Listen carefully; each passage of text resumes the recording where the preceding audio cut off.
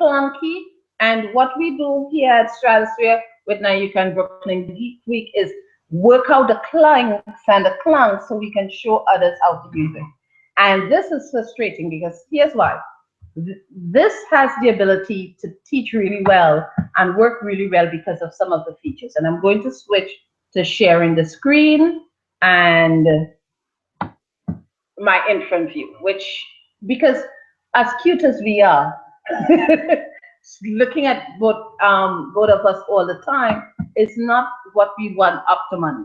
So what I did is I put together some images that we can shift, and so we will work out later different images about what we're using, because the goal here is that we'll have infographics, we can put in maps, we can put in samples of our clothing, samples of the artist's work, and illustrate and better illustrate what we're speaking about. But the other component we were using does not really allow it with consumer electronics.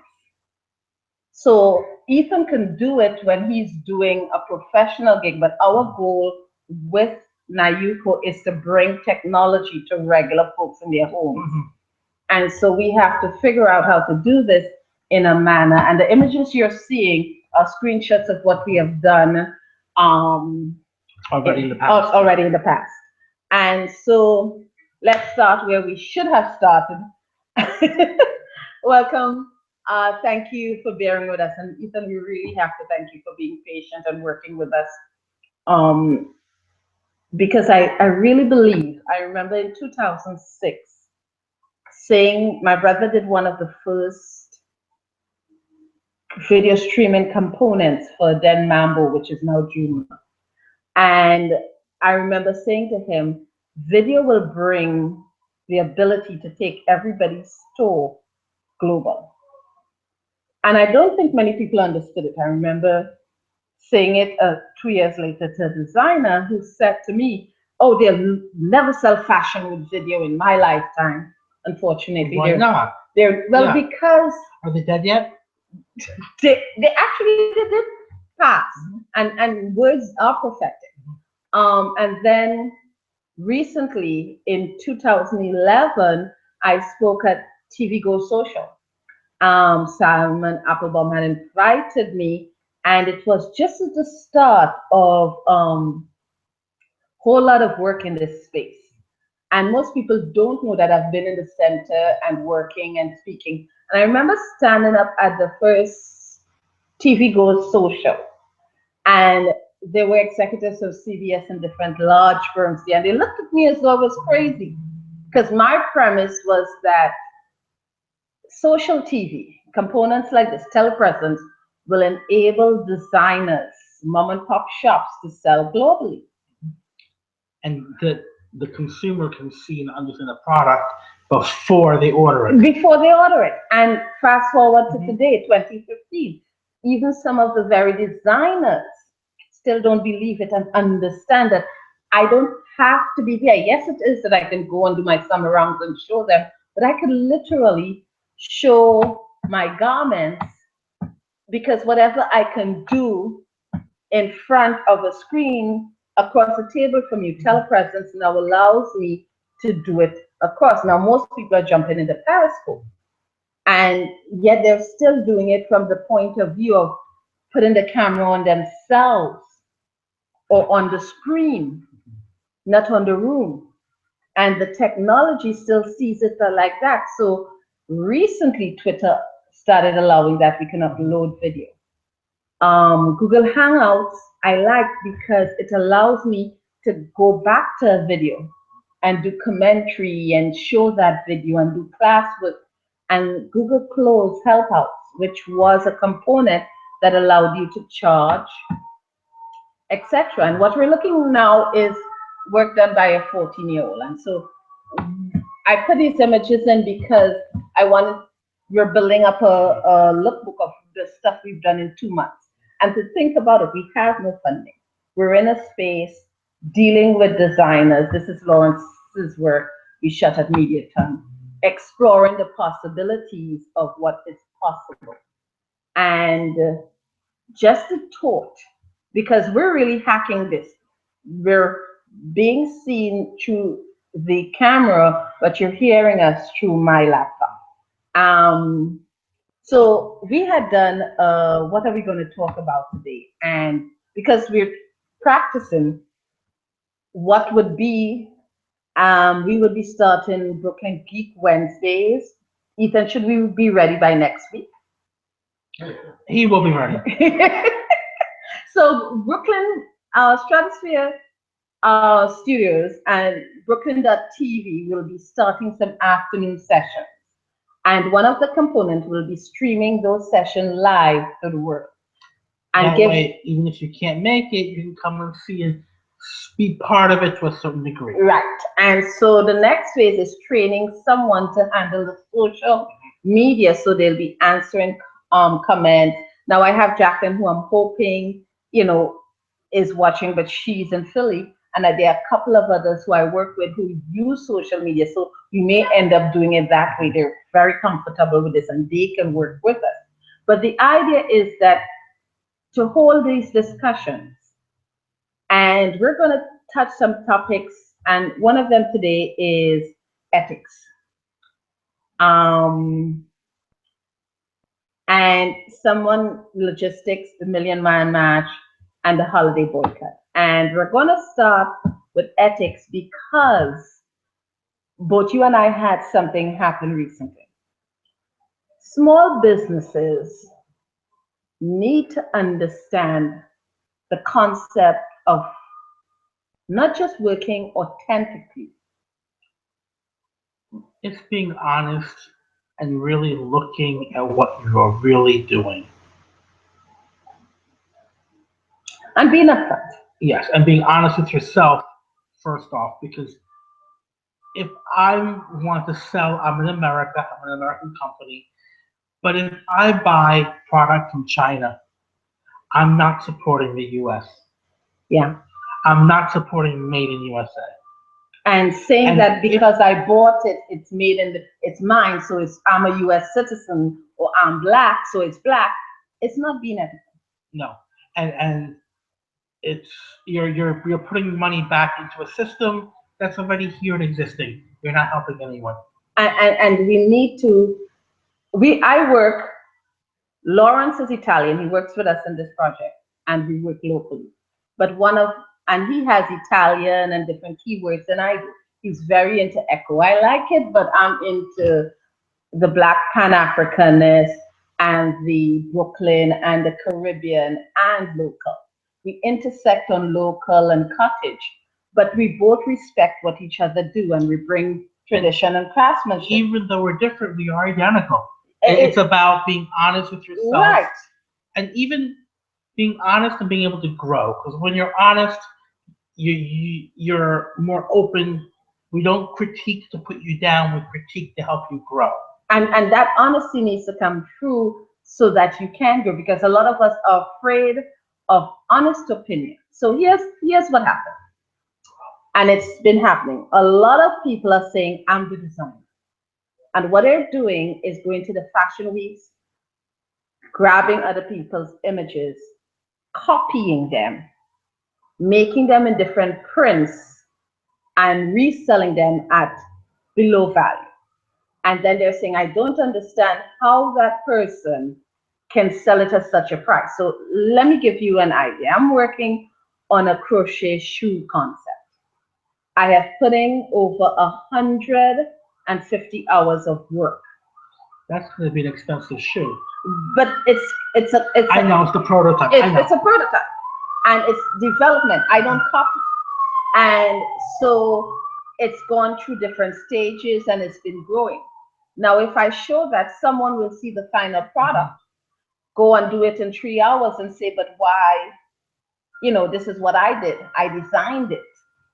And so why should yours be expensive?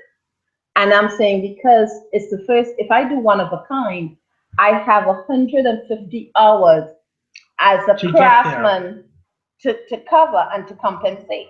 But even if they copy you, there are those nuances that you worked out. There how are. to fit the foot better, how to make it so it stretches certain areas more comfortably. So theirs is not going to be as good as And yours. I'm not afraid of that. Yeah. If you know me, my line, I'm developing my line so that other crocheters, other locals can, because it's expensive. Every time a designer works out the detail of a skirt, it's between 450 to 1,000. One of the concepts we have here is that we can make those master patterns, cut out the cost, lower it, and give it, license it to them so that they can use it within our program. That way we make it more effective.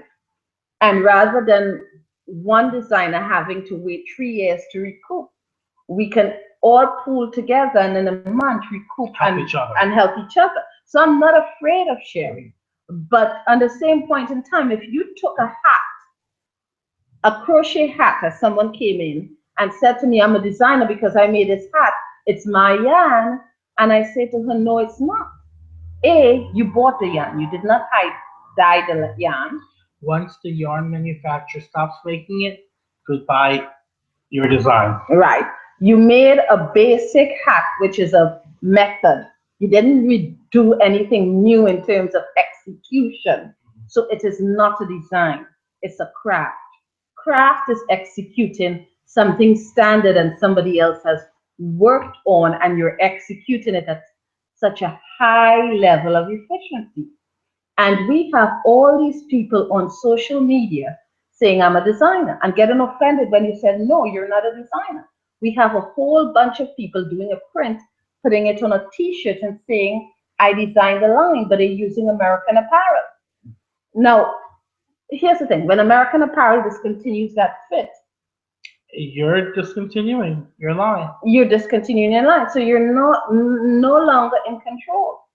And being honest, I print, I dye extract ready-made garments as a crafter.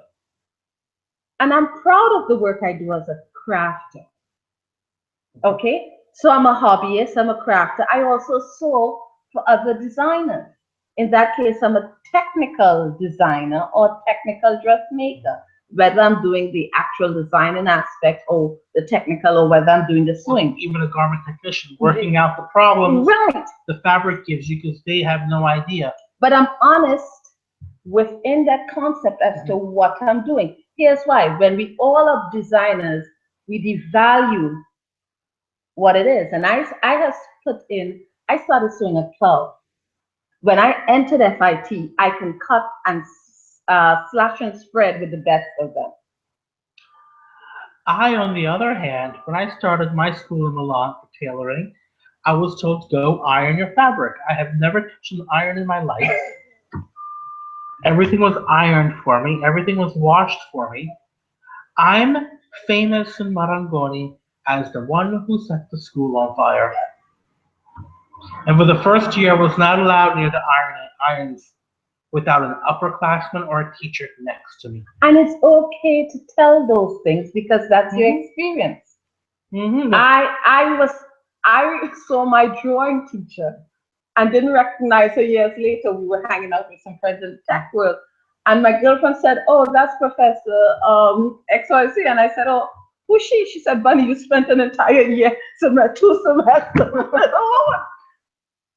I could not get with a 10-head figure. And I'm a great artist, but fashion illustration in the traditional sense, like you do, is not my strength. I illustrate as an artist very well.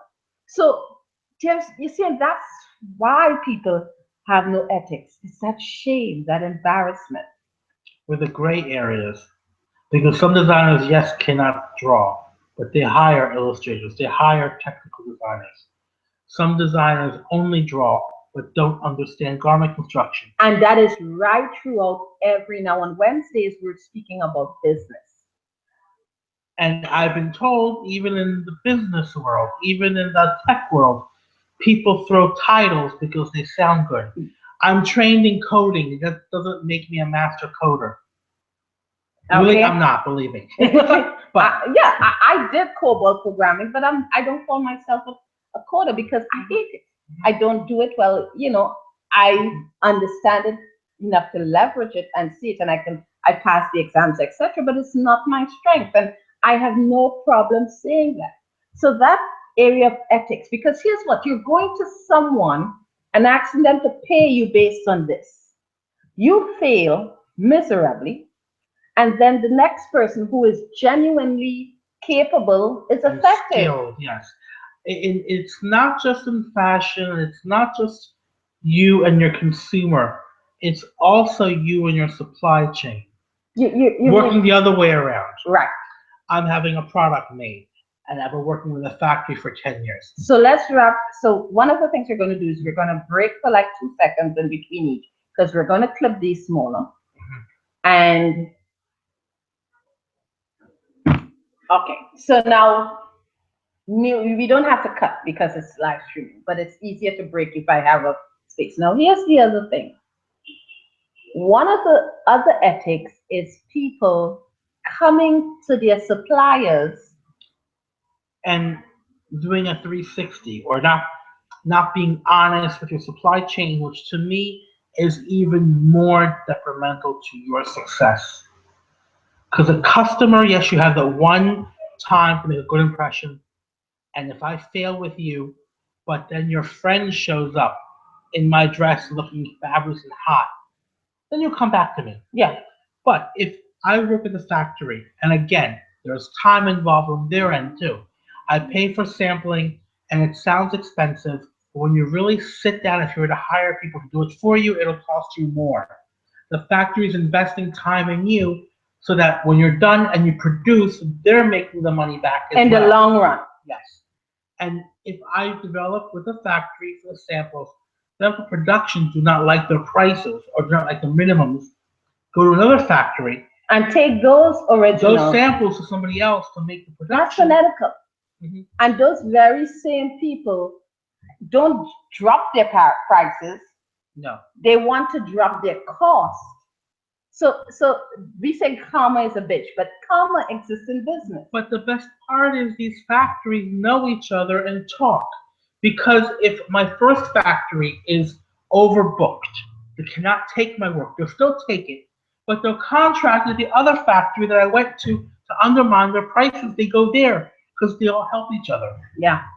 So we have to, the ethics that I see and I'll tell you how it affected me. I've closed down the Naiko project only to those who can commit, which takes a lot of people who can really benefit out of the loop, because would score our what we're doing and approach the designers and then have them at the events and say, we did this. Now the designer should have been upfront, but they don't. And this is not just, this has been a long problem. But it also happens that even the designers, it's candy. Oh, come, I have a show. Come show your work. And they promise them the world. Or the buyers will be in the audience. And we know all those local shows have no buyers. No. The other thing is that the designer then thinks, oh, I've learned this, I don't need you anymore. Again, being honest. Just because you wear clothes and you go to a store and shop does not make you a retail buyer. It makes you a client to a retail store. The retail buyer is the people that own the boutique or that work for the establishment, scout the market, and pre-order it through production to have it in the stores when you want it. Here's my problem. When they approach foreign designers and they have to spend the money and they end up spending close to 3,000 US to come here expecting a return, that's an investment. And we all know, I'm working at fashionweek.com. Very few, even the professional New York Fashion Week has buyers.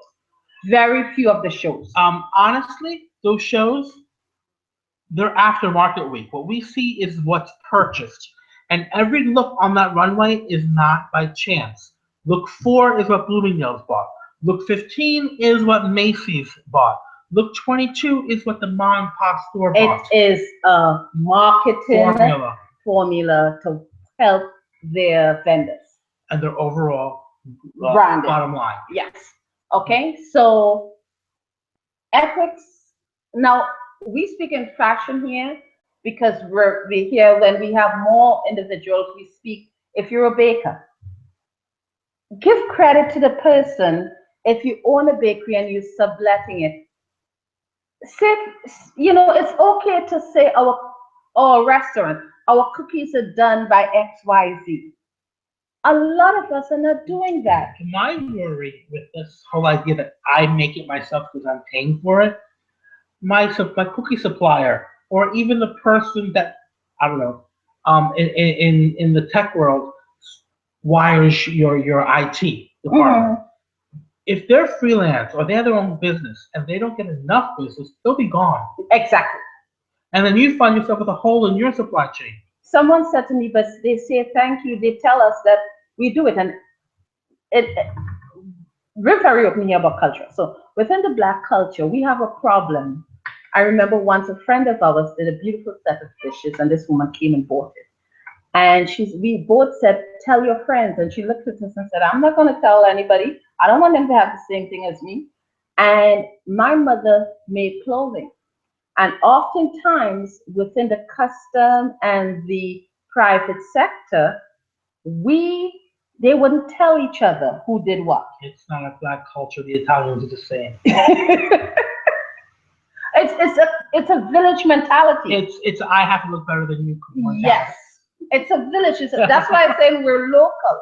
It's like I don't want anybody to know. I have had mothers and daughters come shopping at different times, not knowing. No, they came together, and then the other one would bring back the clothes. So that nobody will, there's a family event and everybody goes shopping because it's a bonding experience. And the next day, one or both of them will return separately and change. And as a designer, you have to know who's wearing what in every wedding because they will change and all end up in the same thing. And you don't show them what somebody has bought. It comes off the rack for that one wedding. Yes. And here's the thing. I remember Mashoud showed me an African catalog, and the entire family was dressed in the same fabric. And I was shocked.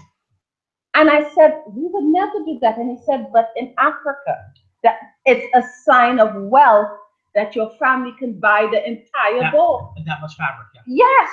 And I thought, what a wonderful idea, because it's also identifies each side of the family. Mm-hmm. And I was saying, you see how culture is different? What a wonderful idea if we would start thinking like that. Good thing the Bahura, the Bakoys, and the Hatfield didn't do that. It would have made target practice easier. Okay, so next up, so that's ethics. And it is about giving credit.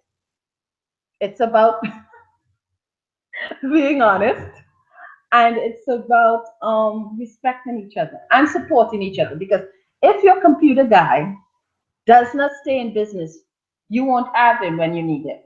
Mm-hmm. So share, post on your wall, thank people. I often do that. And someone said to me, you always post about your colleagues. And I said, because we're not individuals, we're a sector. And if Coco is in business, if Tanae is in business, if we're all doing well, people pay attention to the sector. And you will more likely get support. I don't post the names because I'm bad at spelling. But when somebody does ask me who did makeup, I do have the names on file. I share. You share the link, and the social media. All you have to do is click on the link and share the act or whatever. So even that isn't an excuse, because all you have to do is put act or plus, and it will turn up in most social media. Sometimes. Some people, yeah. Okay. So what's weird? I'll be 50 next year, and I decided this year that, and we often speak about races here, so we're very open about it. One of the things is that most of my colleagues and most of the women that I speak to don't want to be on social media. They don't want to show their face. And one of the things I had decided when I turned 49 was that I was going to face my naked self. I'm a diva when I do makeup. Mm-hmm. And so I decided that I was going to go without makeup, go with my natural hair and my natural naked self, because a lot of people want comfortable They wear the eyelashes, the weaves, etc. And I wanted to show that we can do this, go live stream and be so interesting. People, even if they notice, they will pay attention to the content. And it's hard because automatically I want to change. I want to do things differently. And I want to be the diva and put on the makeup and the lipstick.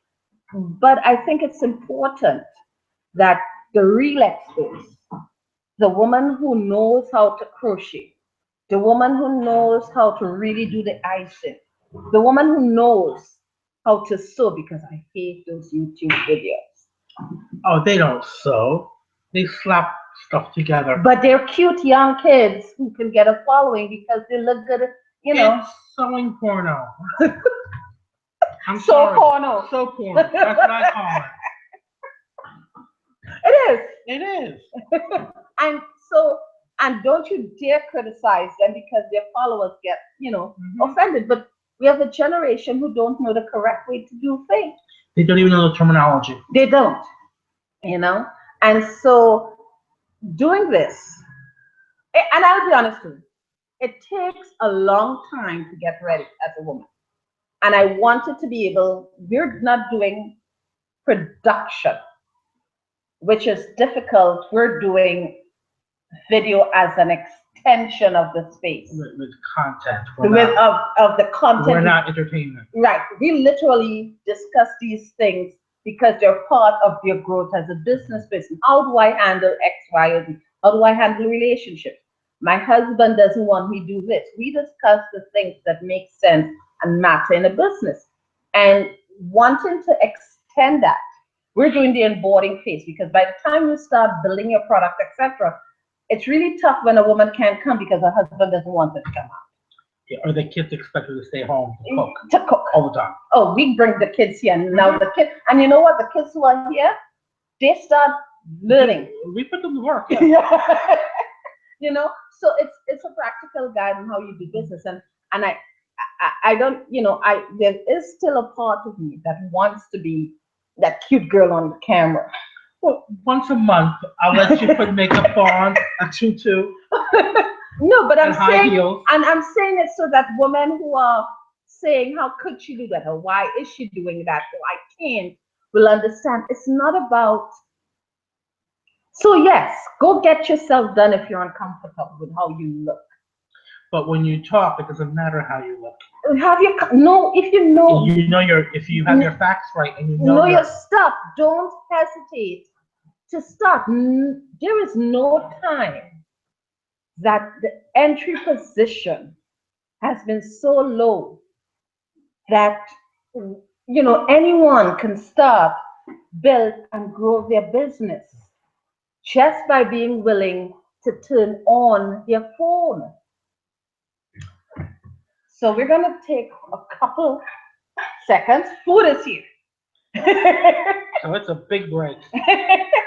Well, no, we're not. Let's finish and do the live stream. There's one thing we have to do while she's prepping the food, and we're gonna give her credit. So can you please write out your name and etc. and I'll post it. Okay? And we really have to thank you. That's the difference. That's what I really like about Nayuko. The members who come here, we don't have a lot in terms of funding, etc. But this woman left her home and brought us food because they believe and they support what we're doing. And it's smelling good. I know. What did you say? What? It's smelling good. So tell us what you have. And we lay it out and do a separate video piece that I'll post online of it because it smells so good. She came Saturday. Madupi came Saturday and we were talking about the different things you can do with businesses. And we're really about supporting and building local businesses. And so we came up with a lot of ideas and different approaches. Yes. So what we'll do is this. So that brings us to the next phase. And you need to be quiet for a while. I'm going to speak about the Million Man match. And you can't. I have fuchsia duct tape. because it's a black thing.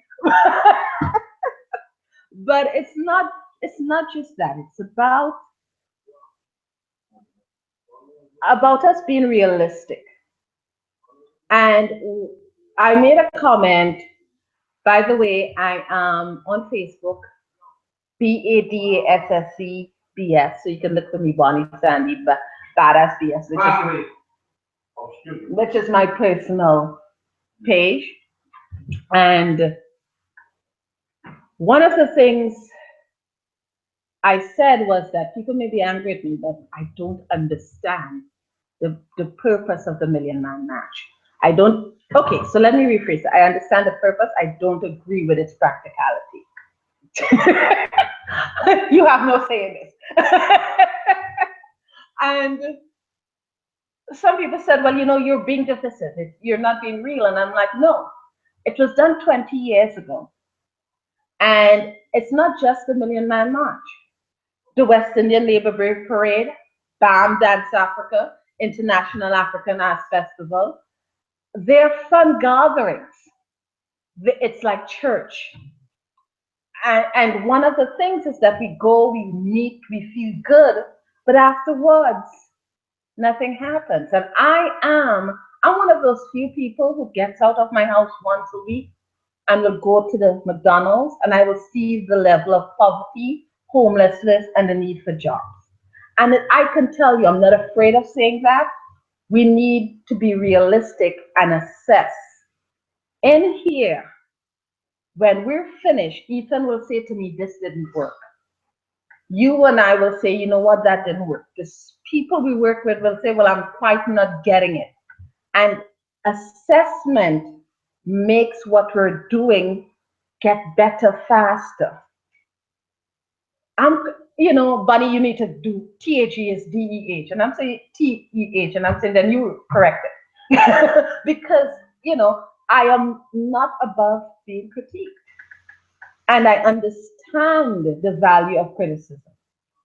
But we within the Black community don't like it at all.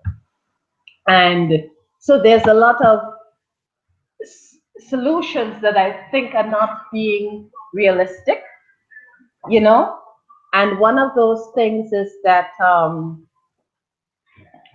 thank you, one of those things we need to do is speak about the Million Man March. I know you. Okay, you can join us. But that's to say that we're speaking about it as a strategy, not as in terms of it whether it should be done or not, but as a strategy for change. 1 million people going to Washington, each would spend about $100. They helped Greyhound meet its corporate financial goals. That's my point.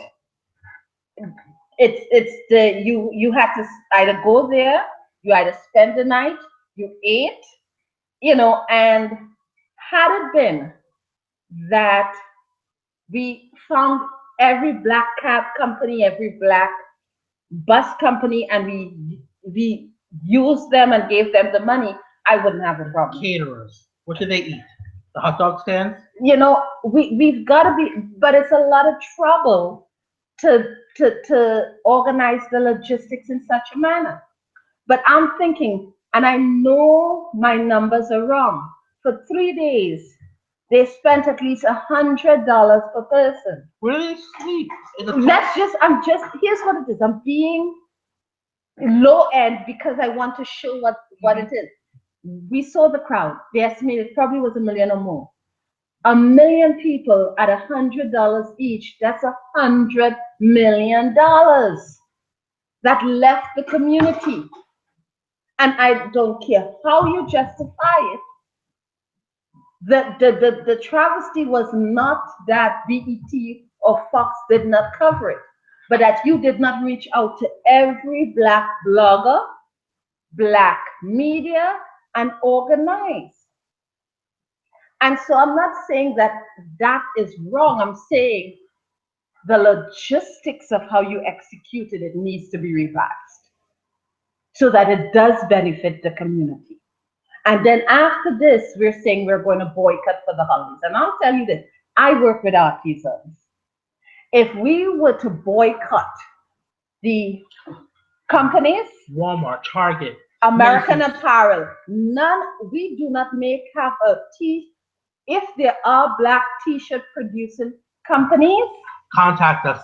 yeah, so I can pass it to the printers, the guys who print, because most of these guys, the black artisan makes about 80% of their entire income during the holiday season. If they're to truly boycott and not pretend they're boycotting, if they're to truly boycott, they will not be able to produce. They'll screen print on paper. But the paper is not made by us. No.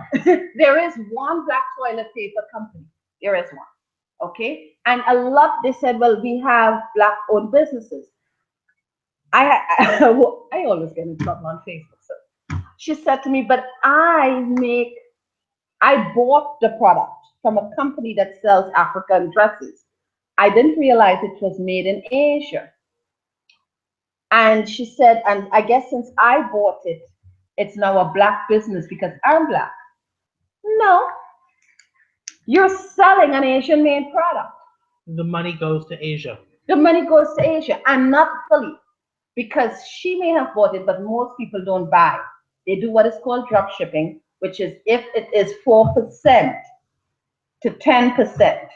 If they get 10% of every item sold and they're selling below, there are lots of them selling these $25 items. 10% of $25 is $2.50. Well, they don't understand retail math because they never worked in the industry. And the amount of time they spend in the Asian companies are now also doing the photography using black models. So someone say, no, it's a black model. So, no, it's not. And here's how it is further effective. Wait a minute, they don't take the photography. They come to an American black-owned website, steal the picture, modify the hair a little bit, change the face a little bit in Photoshop, and sell you back your product. They're doing that a lot. And one of the main, in the craft rooms, they showed some of the products from Etsy. And there's this particular site, Asian site, that just has pure crochet. And they're doing it at $5 and $6 and $10 a pop. Because they just take it off the site. They don't do any of the development, and so it's effective. So we've got to be, what we say here, even with the people who sew, we've always dealt with high quality sewers, beaders, etc. You still need production. So we're going to be adding that, and that's where Lawrence has done production for Coach and the likes of some of the major companies. I do creative home production. So we're actually melding the two to create a program that will teach local artisans how to set up production locally. And it makes sense to start small, train your staff to produce what you need. And as you grow, they train more. Yeah. And you find yourself a little mini factory somewhere. And we are addressing the legal problem that the state of New York requires you to have a manufacturing license. So here's we're trying to point out that we're not using 10-year-olds. So here's the other thing. One of the out of that, and let me take 2 minutes to breathe. Last week we did segments on Yasmin isn't here today. She's writing some proposals and doing her businesses. And one of the things we spoke about was self-funding. And everyone is waiting for a grant or an investor. And as we said, if you're working below a certain price point, an investor is going to want to know what's value of this is it to me. And most of the people we come across in the community who need to start business just to feed their families won't get investment. That's true. And they definitely won't get grants. That said, I want to speak on something I saw. If you're in Bronxville, in Brooklyn, there is a rapper, I can't remember his name right now. If you go to my anayuko.com finding funding, I'll put a link to both Lawrence's and I personal and web pages, Facebook pages. One of the things is that there's a rapper who's decided to invest in funding, and he is doing neighborhood funding. Neighborhood Startup Fund. The first fund is the Brownsville Startup Fund, and he's giving $5,000. He's having a pitching competition, $5,000 towards someone building their business, and he is going to take a cut. I'll be honest. I will support him because it's about time these rappers do this.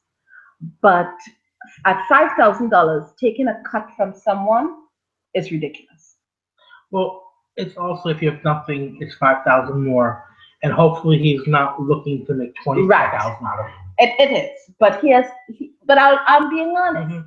I will prep people to go because I believe in what you do and support it. And hopefully the fact that they owe the money back to him that's not a fun. Will push them more. Right, that's not a fun. That's my problem, which I said, if when you go to white funding, it's the lease is $20,000, and that's 7 or 8%. Now I'm hoping that he's not doing more than 10%. We don't know. You're supposed to upload. There's no details about that. Yeah. There's no details about how much he's taking. And I'm saying this not that I don't support him, I will, but I'm saying this so that people, if I'm giving you information, I'm going to give you the whole picture. You're supposed to upload it on your site. Make sure you write it out yourself first and get it notarized and mailed to yourself before you upload it on any site. That's something you should do on any of these challenge sites. You document the date that you've created it so that if somebody steals it later on, you prove the ownership of the idea. And take a screenshot of the page that you're because these are fears some people have expressed, and one person has told me about an incident that happened.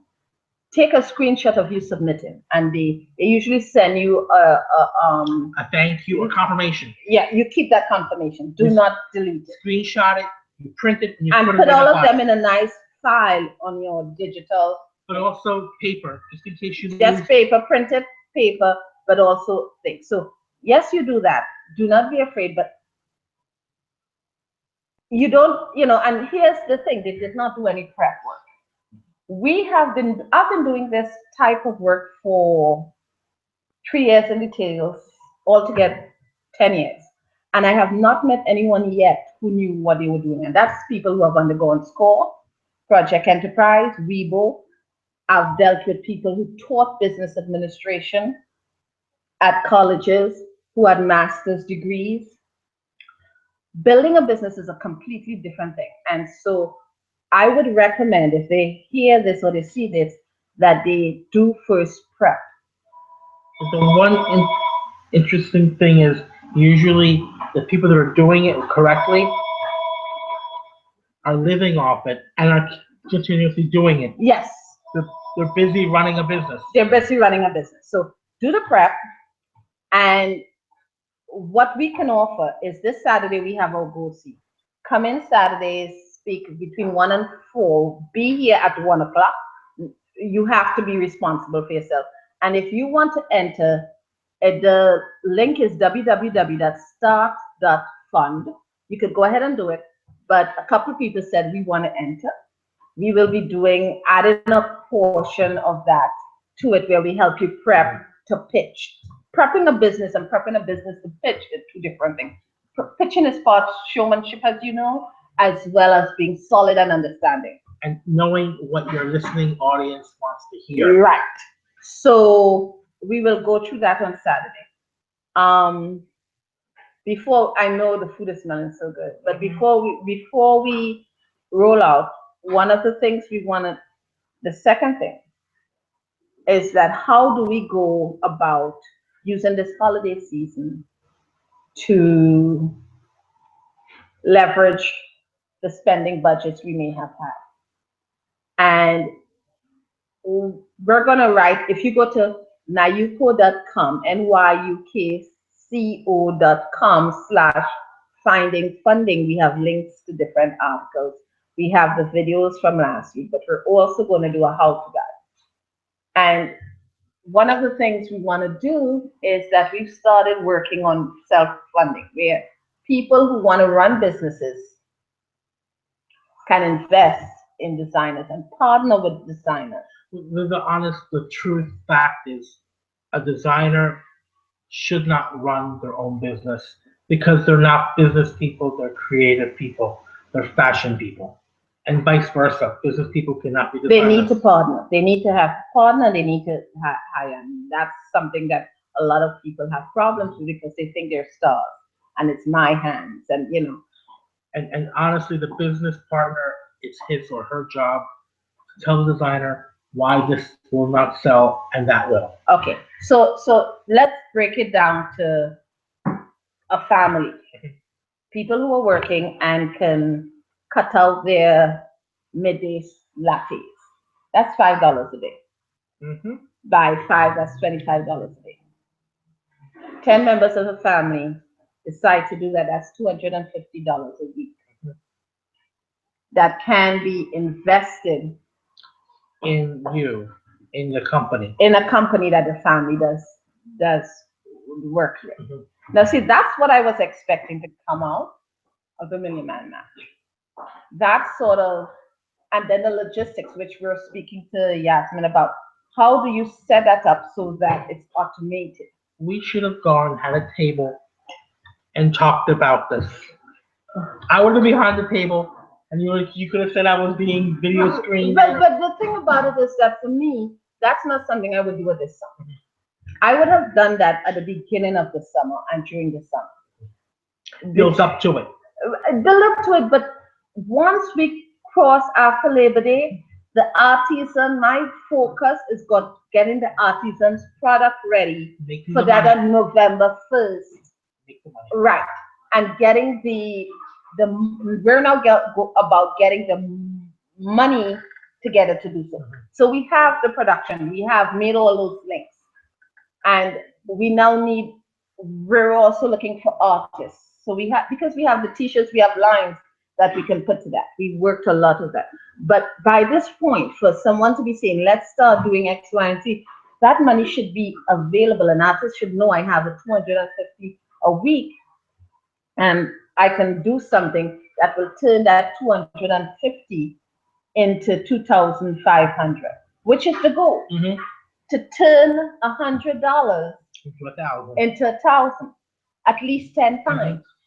Not only is this putting money back into your business, you're also building a money trail, a numbers trail, that when later you do go for real funding, the bank funding, or you're asking for investors, you're showing a steady growth. It's called the friends and family rounds. It's people want to see that friends and family have invested. You did your sweat equity. Your friends and family have invested with you. Angels and organizations have invested with you. Then seed funding, then larger funding. And if they have not seen those, you're not going to get the big numbers. So we need to start. I have had my family, one of my family members said to me, Bunny, I want to invest the money and I want to start a business. And I looked at him and I said, why? And he looked at me, my family's used to me. He said, what do you mean why? I said, you work full time. You don't have steady hours and you don't know business. You can invest. You can can't be invest part of in it. right. You can invest, and that's the shift we need in our communities. Not everyone who has extra cash should start a business. There are lots of people who have cash because they work, and their next thing is that I will start my own business, and they end up Independent. you don't learn how to run your own business for the first 4 or 5 years.